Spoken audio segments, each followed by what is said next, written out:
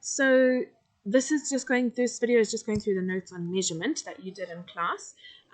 It should be in your physics books, and it's all about how do we measure quantities in science, right? So again, you've got your learning objectives, just what you should know. Once you've studied the notes, you could use it as a little checklist, okay? And then you've got this table, right? So this table is all about the units that you need to use in physics, right?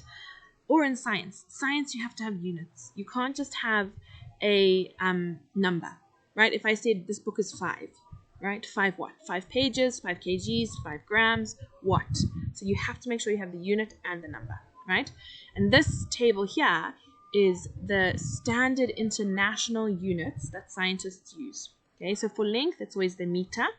For temperature, it's this thing called kelvins, right? So when we do science experiments, we talk about kelvins, not so much degrees Celsius or degrees Fahrenheit, okay?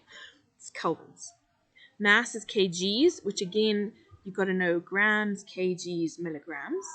Time is always in seconds, so you've got to be able to convert from seconds to minutes or the other way around. Current, which is something that we use in electricity, is called an ampere or an amp, right? And the amount of substance is the mole, which we do in chemistry. Okay, so you need to be able to convert SI units. I'm going to do a separate video on that just to show you how to go from one to the other. Okay, don't worry too much about these prefixes or this 1,000, 10,000. I'm going to make a little video of a bit of a cheat sheet. How do you go from centimeters to meters or meters to centimeters? Okay, so we'll do that. I'll do that as separate notes. All right, so then you got a whole bunch of different activities, right? How do I do all of these things? So measuring the thickness of a page, right? Or this could be something like measuring the thickness of a coin. You can't just measure it with a ruler. It's very, very inaccurate because it's so small, right? So if you are measuring something small, all you do is measure 10 or 20 of them, and then you divide your measurement by 10 or 20, right? And then you've got 1. So that is just practice. It's just understanding that if it's something very small or thin, you measure a bunch of them, and then you divide by that number, however many you measured, and that will give you the thickness of 1. Okay, so that's what you did with your pages, right? You measure 100, say it's 20 centimeters, you divide 20 by 100, and that will give you 1 page. Okay, so that is just practice, and you just have to understand that that's what you do when something is very small. Okay, measuring mass by difference, right? So this is now if you are looking at measuring the mass of a liquid, right? Because I can't just put a liquid onto a beam balance. It's going to fall everywhere. So you measure the mass of the beaker first, you put the liquid in, then you measure the total, and then you minus the mass of the beaker, the empty beaker. That will give you the mass of your liquid, okay? So that's what we mean by measuring mass by difference, okay? And hopefully you did that as an experiment as well, all right? So those are things that you can measure. Mass you can measure, length you can measure with a ruler. Some things you have to calculate, right? And that's where this table now comes in, okay? You have to know all of these formulas. How do I work out area? Length times width. Volume, length times width times height. It's 3 things. And density equals mass over volume. Okay, learn this table. Again, write it out, stick it somewhere where you can see, and learn it. It's just learning. Okay, there's no understanding, you just have to learn. What is area, what is volume, what is density? Okay, this area table, don't worry too much about that. Okay, volume, right? Volume is the amount of space taken up by an object, right? In the lab, we measure volume in centimeters cubed, right? So even if you're measuring a liquid, we call it centimeters cubed. Okay, so when you are using a measuring cylinder, right? Remember there's this thing called the meniscus at the bottom here. Okay, so your water in a test tube or a measuring cylinder, it curves like that. You need to read the volume from the bottom of the meniscus, right? Parallel to your eyes, okay, perpendicular to your eye level.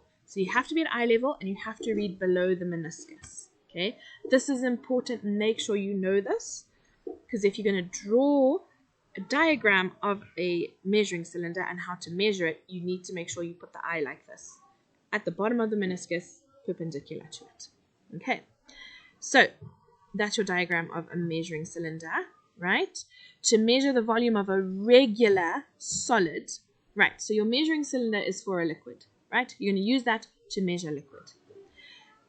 To measure a solid, a regular solid, you're just going to measure length, width, height, multiply them together. Length times width times height.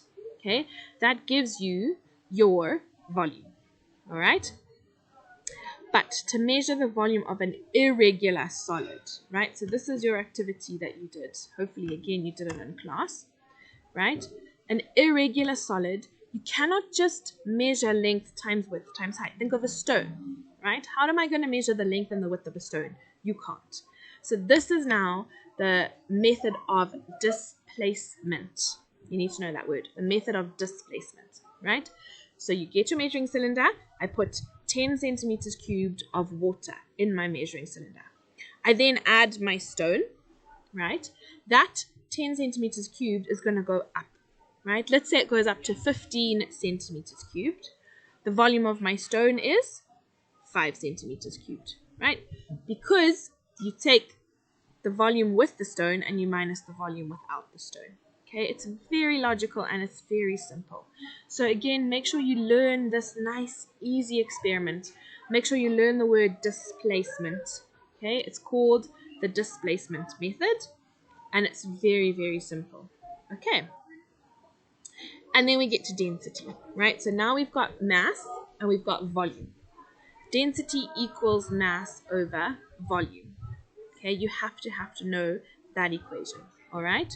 You can know it as a triangle. Okay, these notes are all squiff, right? But you need to know density equals mass over volume. What I will do when I do the video on converting measurements, I will do density equals mass over volume and how to go from one to the other. But if you learn this equation, density equals mass over volume, okay, then you will be okay, right? You'll have a mass, you'll have a volume. You divide and you get density. All right. Okay. Don't worry too much about that one.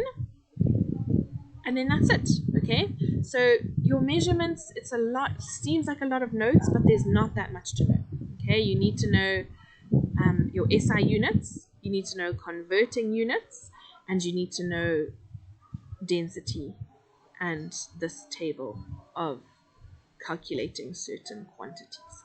Okay, so I will do a video on conversions, and in that I will include density as well. But this one is just to go through your notes, explaining what you do need to know. Okay.